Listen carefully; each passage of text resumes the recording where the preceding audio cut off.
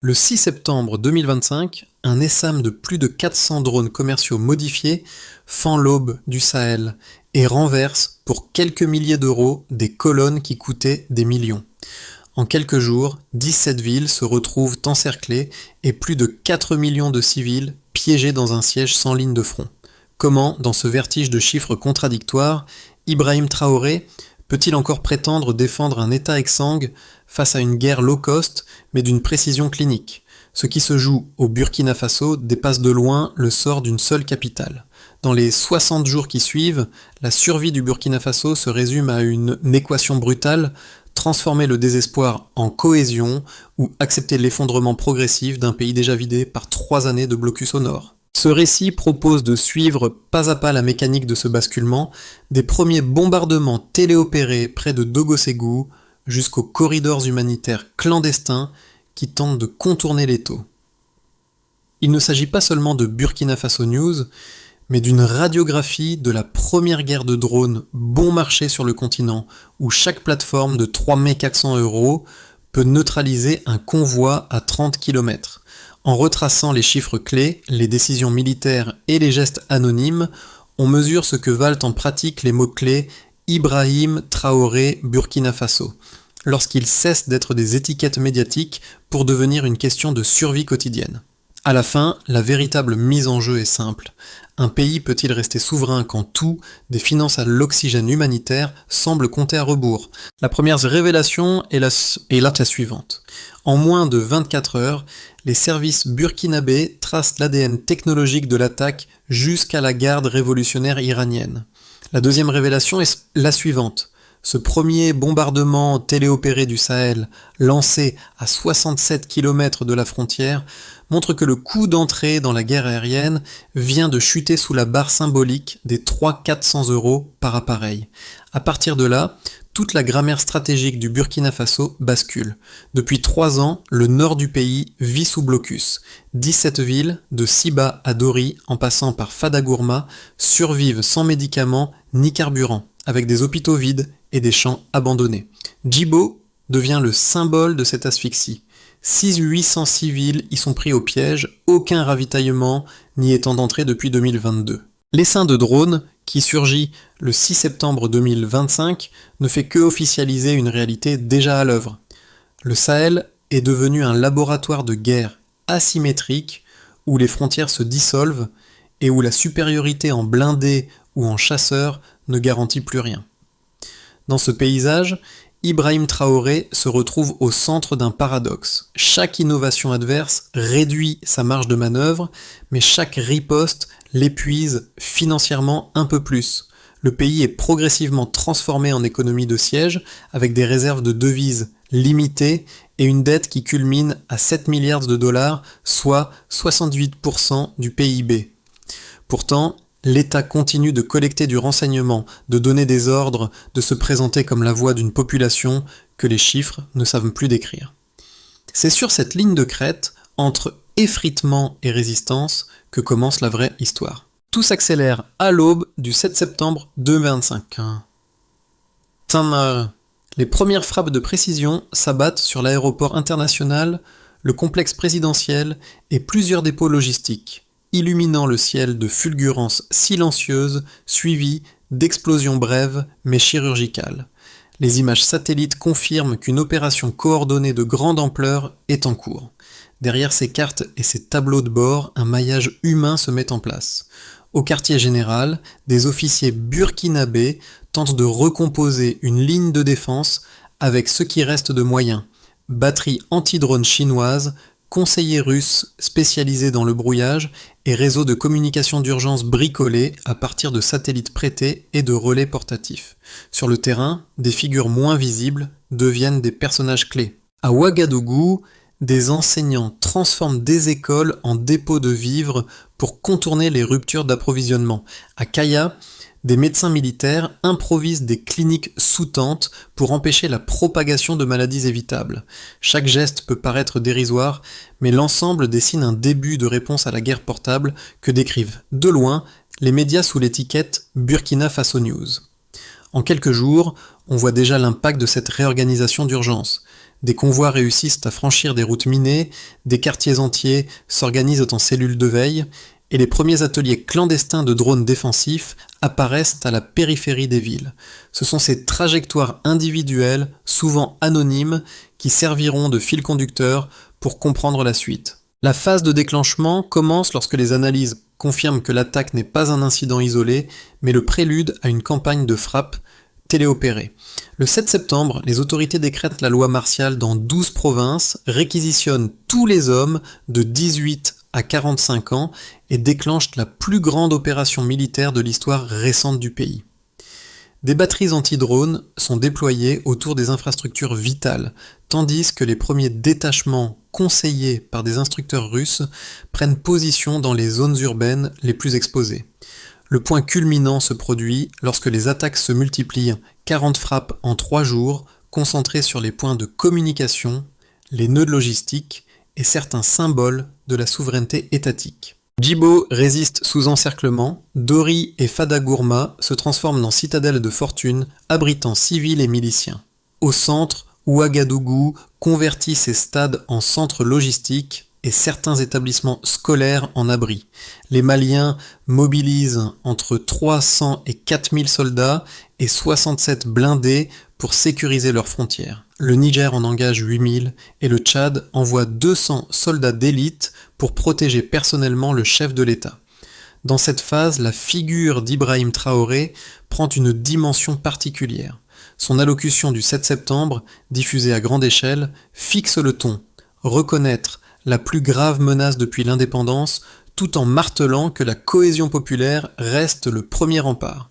Sur les ondes, un mot d'ordre résonne. Résister, reconstruire, respirer.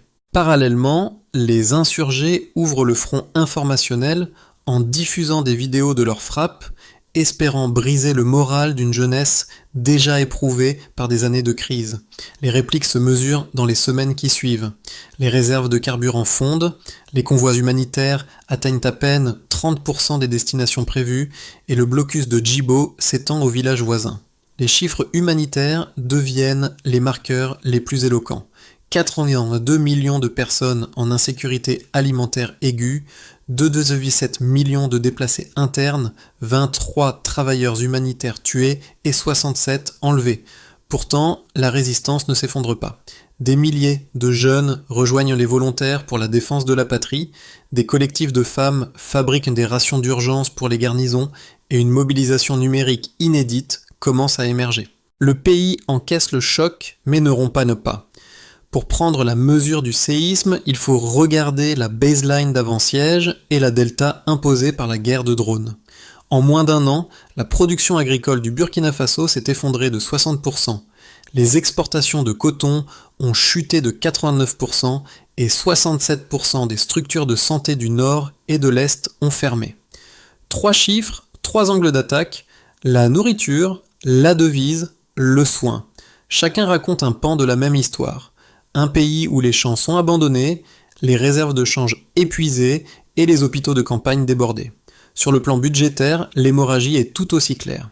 Les recettes de l'État pour 2025 ont diminué de 67% par rapport à 2022, tandis que 89% du budget sont désormais absorbés par les dépenses militaires. Cela signifie que pour chaque unité de ressources publiques, à peine une fraction marginale reste disponible pour l'éducation, la santé ou les infrastructures civiles.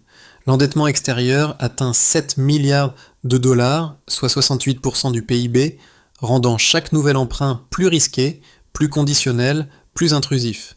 Ce n'est plus seulement une ligne dans un rapport, c'est la traduction financière d'une guerre totale menée avec des moyens d'une économie en état de choc.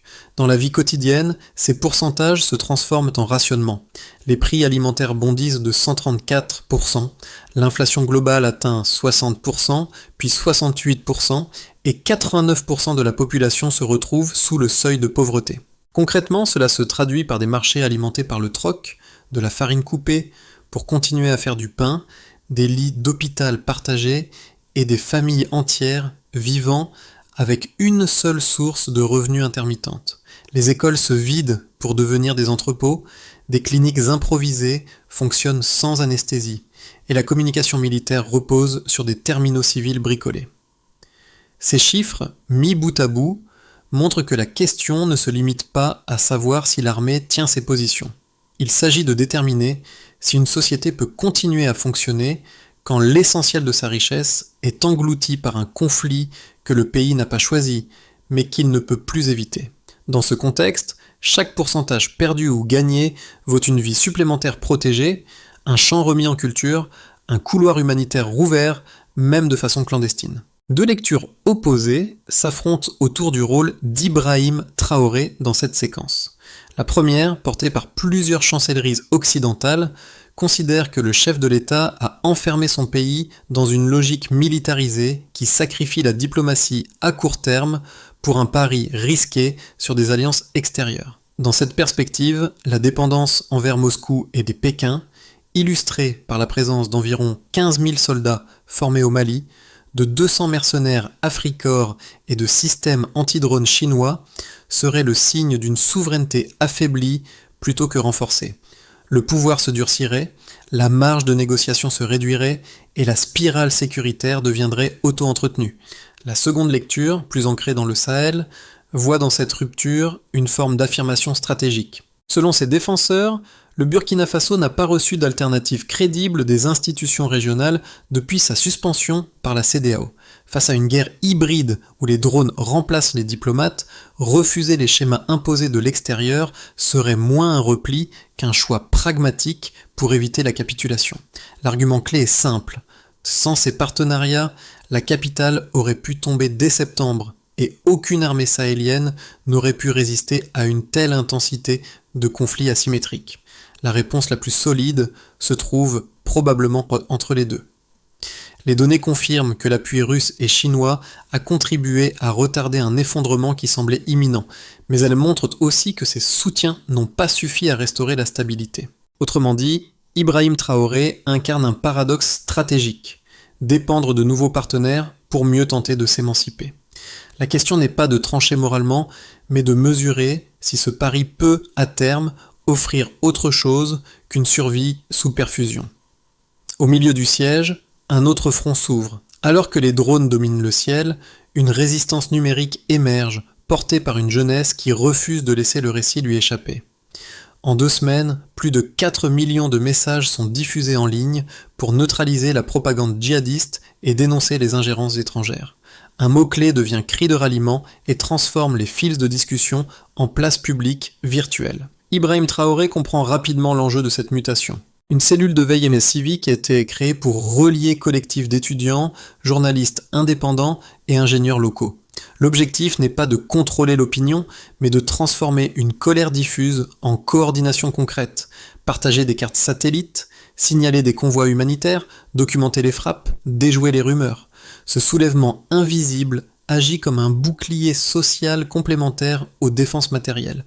Il rappelle que la souveraineté ne se joue pas uniquement dans les tranchées ou les salles de crise, mais aussi dans la capacité d'un pays à raconter sa propre guerre, pixel par pixel. Pour les ménages ordinaires, la guerre se traduit d'abord par le quotidien. À Ouagadougou, les boulangers continuent de cuire du pain avec la moitié de la farine habituelle, adaptant les recettes pour que les familles puissent encore partager un repas. Dans les quartiers périphériques, les habitants rationnent l'eau, coupent l'électricité par plage pour économiser le carburant des générateurs et improvisent des potagers de survie sur les parcelles vides.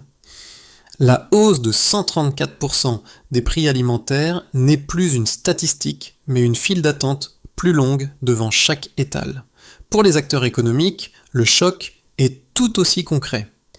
Avec l'effondrement de 70% de la production agricole, de 89% du coton et de 60% de l'élevage, une grande partie du tissu productif se retrouve à l'arrêt.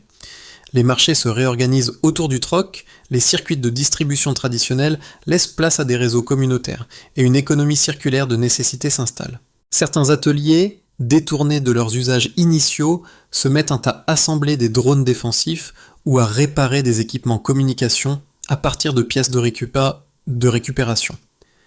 Les entreprises qui survivent ne cherchent plus la croissance, mais la continuité minimale. Pour la diaspora et les réseaux transnationaux, le conflit devient un test de solidarité.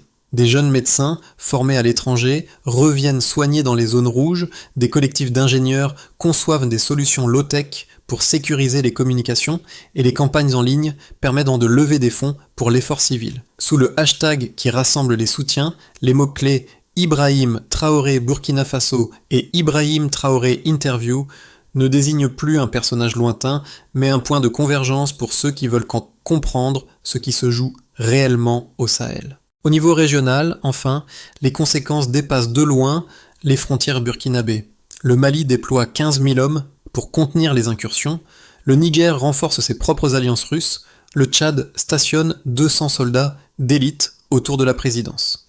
L'ombre de l'Iran plane sur le laboratoire de guerre asymétrique, tandis que Chine et Russie ajustent leur influence face à un Occident divisé.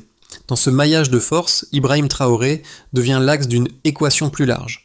Si Ouagadougou venait à tomber, l'onde de choc idéologique pourrait toucher jusqu'à 200 millions d'Africains de l'Ouest. Les enjeux dépassent largement la seule carte du Burkina. À court et moyen terme, 3 scénarios se dessinent pour les 6 à 12 prochains mois. Le scénario de base imagine un siège qui s'atténue sans disparaître. L'armée consolide ses positions, les alliés russes et chinois maintiennent leur soutien sans l'amplifier et l'aide humanitaire s'accélère sous supervision africaine. Dans cette configuration, l'État reprend progressivement le contrôle de certaines portions de la frontière nord, les marchés rouvrent de manière intermittente et quelques écoles réaccueillent des élèves. La croissance reste négative, mais l'effondrement est contenu. Le scénario optimiste repose sur une percée diplomatique régionale. Des alliances renouvelées aboutissent à l'ouverture d'un corridor humanitaire permanent, permettant la reprise partielle des importations et le redémarrage de la production agricole. Le programme de souveraineté productive se déploie, réhabilitation de 200 000 hectares, circuits courts, énergie locale. La CEDEAO, contrainte par les faits, finit par reconnaître la légitimité du régime de transition. Dans cette trajectoire, le Burkina Faso se présente comme un modèle de résilience endogène, un laboratoire de reconquête sans tutelle étrangère directe. Le scénario sombre envisage au contraire une pression économique qui finit par fissurer la cohésion interne. L'armée s'épuise, les groupes insurgés multiplient les frappes, les soutiens étrangers réduisent leur aide, craignant une régionalisation incontrôlable du conflit. Si Ouagadougou venait à tomber, le Sahel pourrait se fragmenter en archipel d'émirats sous influence iranienne avec une crise humanitaire d'ampleur continentale. Dans ces 3 configurations, un même principe s'impose. La capacité à coordonner défense, diplomatie et développement sans sacrifier la souveraineté sera le facteur décisif, bien plus que la seule quantité de matériel militaire déployé. Au-delà des cartes et des rapports, la guerre au Burkina Faso parle à plusieurs cercles d'audience. Pour les jeunes Africains, d'abord, elle fonctionne comme un miroir. Voir des étudiants programmer des drones défensifs sur des ordinateurs de seconde main, des collectifs numériques contrer la propagande en temps réel, c'est découvrir que la souveraineté peut aussi se jouer dans le code et la coordination civique. Loin des studios de télévision, ce sont souvent eux qui donnent un contenu concret aux grandes déclarations. Pour les citoyens d'autres régions en crise, ensuite, ce récit rappelle que l'effondrement n'est jamais abstrait. Une inflation de 60% se traduit en choix impossibles entre médicaments et nourriture. Une école fermée devient un entrepôt où l'on stocke des sacs de farine. Un hôpital improvisé fonctionne sans anesthésie. Chaque fois que l'opinion se lasse du fil d'actualité Burkina Faso News, ce sont ces bascules de la vie ordinaire qui disparaissent du champ de vision. Enfin, pour les observateurs étrangers, qu'ils soient diplomates, chercheurs ou simples lecteurs, cette séquence offre une leçon d'humilité. Derrière les chiffres se cachent des visages, des mains qui réparent, des voix qui documentent. La question implicite est simple. Que ferions-nous si nos propres villes devenaient des gibots sous blocus, si nos enfants voyaient leurs écoles transformées en abris? Cette interrogation ne vise pas à culpabiliser, mais à rappeler que la solidarité la plus utile commence souvent par le refus d'ignorer ce qui se joue ailleurs. Dans ce paysage fragmenté, les réponses ne peuvent être qu'étagées. La première étape consiste à stabiliser le territoire. Cela passe par un maillage mixte militaire et communautaire dans les provinces du Nord. Chaque localité libérée doit devenir un point d'ancrage où convergent défense locale, couloirs humanitaires et reprise minimale de l'activité économique. La deuxième étape consiste à relancer la production vitale grâce à un programme de souveraineté agricole ciblé. Réhabilitation de 200 000 hectares, semences locales, circuits de distribution sécurisés, même partiels. La troisième étape consiste à reconstruire les infrastructures essentielles avec des partenariats choisis. Les accords avec la Chine, le Nigeria ou d'autres voisins peuvent viser la remise en service de 67% des routes principales et de 45% des réseaux électriques d'ici 2026, en évitant de transformer chaque chantier en instrument de dépendance. Quatrième étape, consolider le front numérique africain né de la résistance en ligne, protéger les données, contrer la propagande, amplifier les témoignages fiables. Enfin, cinquième étape, rouvrir la diplomatie sur de nouvelles bases en invitant les États africains à bâtir une alliance de souveraineté coopérative où défense et développement avancent de pair. Pour Ibrahim Traoré et son équipe, cette feuille de route n'est pas un slogan, mais une grille d'organisation possible. Son efficacité dépendra de la capacité du triangle État-Société-Jeunesse à rester soudé malgré la fatigue, la pénurie et les divergences de stratégie. Si ce lien tient, le redressement devient un horizon et non plus seulement une promesse. Lorsque le crépuscule tombe sur Ouagadougou et que le bruit des drones s'éloigne un instant, l'image qui reste n'est pas celle d'un convoi blindé, mais celle d'une ampoule vacillante dans une école ravagée transformée en centre de soins. Des étudiants l'ont relié à un générateur de fortune pour pouvoir continuer à soigner, à charger des radios, à éclairer quelques mètres carrés de nuit. C'est là que la guerre prend un visage, dans cette lumière fragile qui refuse de s'éteindre. Ibrahim Traoré réapparaît parfois brièvement à la télévision nationale. Il ne promet plus la victoire, mais la continuité. Nous avons connu la faim, la peur, la perte, mais notre force vient de nos liens. Ce rappel, sobre et grave, fait écho à la phrase d'un jeune volontaire. Tant qu'il reste une ampoule, il reste une nation. L'histoire du Burkina Faso n'est pas celle d'un pays sauvé, mais celle d'un pays qui tient encore. Dans ce tenir, malgré les chiffres et les scénarios, réside le cœur de cette guerre. Ce qui se joue aujourd'hui au Burkina Faso dépasse les cartes d'état-major et les graphiques économiques. C'est un combat pour que la dignité ne soit pas la variable d'ajustement d'une guerre technologique à bas coût. Pour celles et ceux qui regardent de loin, la question n'est pas seulement de compatir, mais de décider ce qu'ils font de ce qu'ils savent. Parler de cette histoire, l'enseigner, la documenter, mais c'est déjà prolonger une forme de résistance. Soutenir le Burkina Faso, ce n'est pas se substituer à lui, c'est défendre l'idée qu'aucune nation ne devrait se battre seule pour exister. Avant de faire défiler l'écran, chacun peut se demander quelle valeur aurait notre propre liberté si nous acceptions que d'autres la perdent dans l'indifférence générale. La suite de ce récit ne se joue pas seulement dans les bunkers ou les couloirs diplomatiques, mais aussi dans la façon dont nous choisissons, ou non, de laisser cette guerre disparaître du champ de notre attention.